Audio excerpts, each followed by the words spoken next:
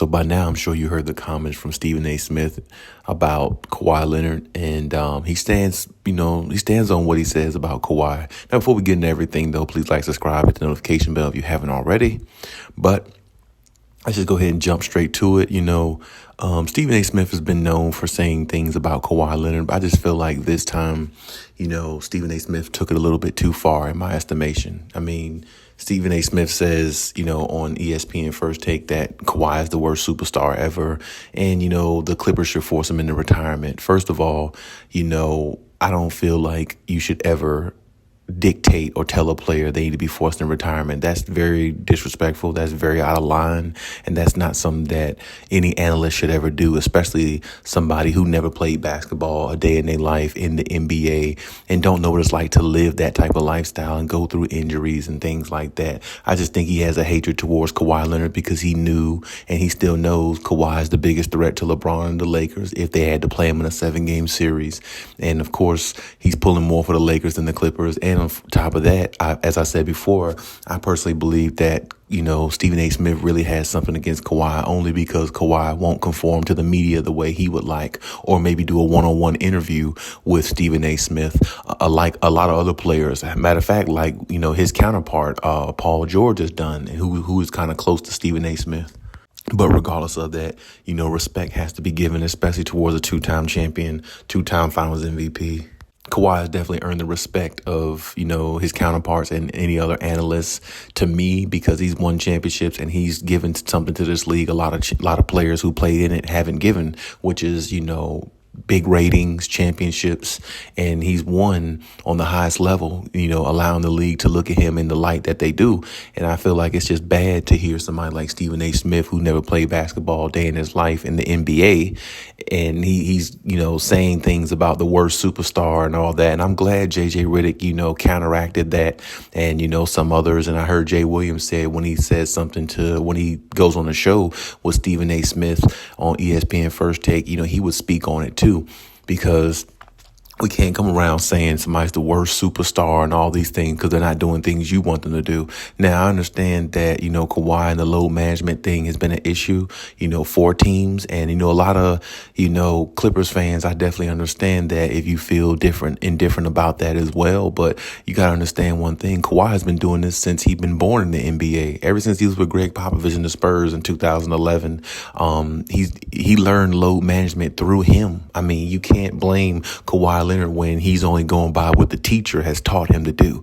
And, Greg Popovich always, pushed that load managing because he wanted his guys ready for the playoffs. And it didn't always work out because the Spurs didn't win championships every single year. They went years without winning championships, even with that mentality. But for the most part, it worked out fairly well because they got several championships out of that.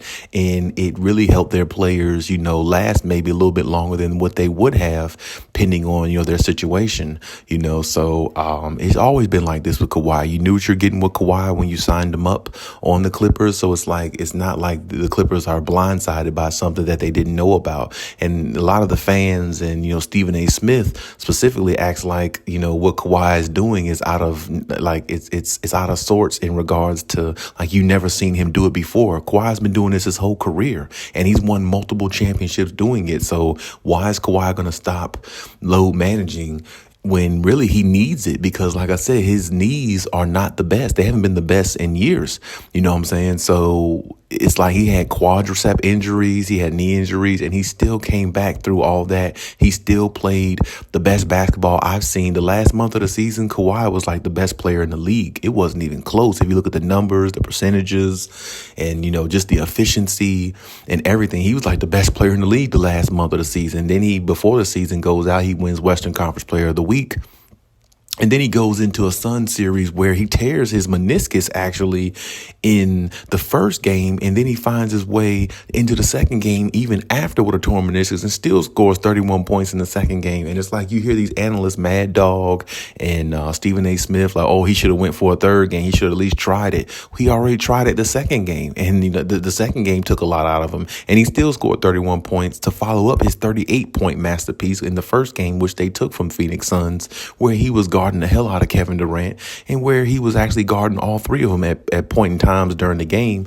And, even if Kawhi's knee didn't go out, you have to understand how long would Kawhi been able to hold up guarding those three star players back to back to back each time and put up 30 points and be efficient and do all that on a knee that he just had ACL surgery on. And everybody knows it takes a while to come back and get back in the rhythm and everything with that. And it just takes a lot. And then, you look at Klay Thompson, you look at, even Kevin Durant, when he had his Achilles injury, it takes a while to come back from injuries to really be yourself and play at a high level. The only thing is, those two had counterpart star players that can really carry the load. Paul George can carry the load some when he's healthy, but he can only do but so much because, first of all, he stays just as injured or more injury prone than Kawhi Leonard. Who knows? But nobody's talking about that. And a lot of people talk about how Paul George played games during the season, but Paul George played more games than Kawhi during the season. Yes, he did, and he played, most of the previous season more than Kawhi Leonard. But what does it matter if you don't win championships? You see what I'm saying? It doesn't matter who plays the most in a regular season.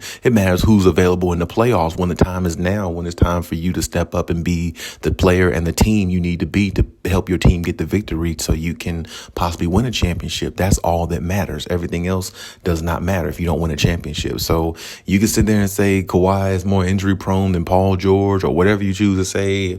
Or a lot of people, I see a lot of comments where people are saying, yeah, Kawhi needs to retire, this, and that. And I see some Clippers fans saying Kawhi needs to go ahead and retire and stuff like that. If you feel that way, I respect that, but I don't really agree because, like I said, nobody is entitled to tell nobody when to retire. I mean, nobody does what Kawhi does except him. And like I said, if he wants to keep playing basketball and keep coming back from injuries the way he has been doing for a lot of his career, and it just goes unnoticed, it doesn't matter. That's what he chooses to do. And I feel like Kawhi should definitely keep playing. Kawhi is a great player. Kawhi definitely brings ratings to the NBA, and he's definitely a superstar, and he's definitely one that can help you win a championship when healthy. And he's definitely a monster when he's healthy, because we saw what he was doing to Kevin Durant. He was putting him in a chamber where Kevin Durant didn't even look like the superstar that he really is. But only Kawhi can really guard Kevin Durant like that. Nobody else can. Only Kawhi is LeBron's kryptonite. Nobody else is. You see what I'm talking about? He's one of those type players, a one of a kind. So to me, to say a player like him should retire and all that just because they didn't win and because he got hurt, and it's not like he's faking the injury. I mean, even Ty Lue came out and said the man really is hurt. They feel bad for Kawhi tearing his meniscus after, all the hard work he put in to try to come back and really put this team on his back and help him win.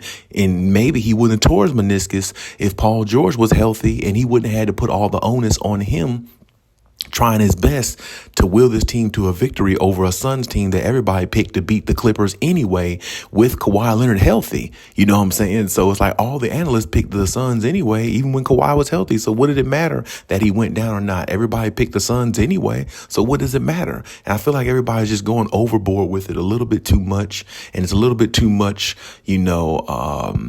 addressing on Kawhi Leonard's part, and it doesn't need to be. The guy doesn't talk. He doesn't say anything bad about nobody, and he doesn't do any of those things. But you got idiots like Stephen A. Smith, somebody who never could play basketball, never been good enough to play basketball, and who's really a nobody to a lot of NBA players. It's just utterly ridiculous to hear stuff like that when you never even played the sport. And, I just don't respect it. I really don't. And, I just look at that as, just horrific on Stephen A's part. But, he has a hatred towards Kawhi Leonard, and, that's just the way it is. And I'm glad that Kawhi doesn't let things like that bother him. He still goes out there and hoop to his highest ability. But it's just very, very, idiotic to hear that from somebody like Stephen A. Smith, who's supposed to be looked at as a smart guy and one of the best analysts in the industry, downing a player because he got hurt and he's not out there playing with his team. The man is hurt. He can't play. Kawhi played the first game and scored 38 points where he had the meniscus tear there, and he played through the second game, the whole game, as much as he could. I mean, the knee swells up and it acts funny after that. There's nothing he can do. He did everything he could. He could have not played the second game once he knew his meniscus or his knee wasn't right. He could have not played then, but he still did because he wanted his team to win. He did everything in his power to put his team in position to win. He just wasn't able to follow up with that because his knee got worse over time. Players get hurt all the time. This playoff playoffs, we had several superstars hurt. We had Giannis, John Morant was hurt. Kawhi was hurt. I mean, we had several superstars hurt this playoff, just like we do the last several playoffs, like last few actually. So it's not uncommon. It just happens, but it's just that Stephen A wants to throw more shade on Kawhi, and it makes me vote for Kawhi even more in his situation, even though he is my favorite player. But regardless, I don't know whether Kawhi and this whole operation is going to return to next year. I don't know if Kawhi is coming back or PG, who knows? But either way, I don't know what Steve Ballmer's going to do if he let them go. But regardless of that, I mean, they failed in winning a championship, and it just didn't happen because of injuries once again. But at the same time, there's nothing we can do about injuries as fans, as NBA fans, as Clippers fans, or any team you vote for, or any player you vote for. Injuries are a part of the game, and regardless of what Stephen A thinks, whether he likes it or not, you got to deal with it.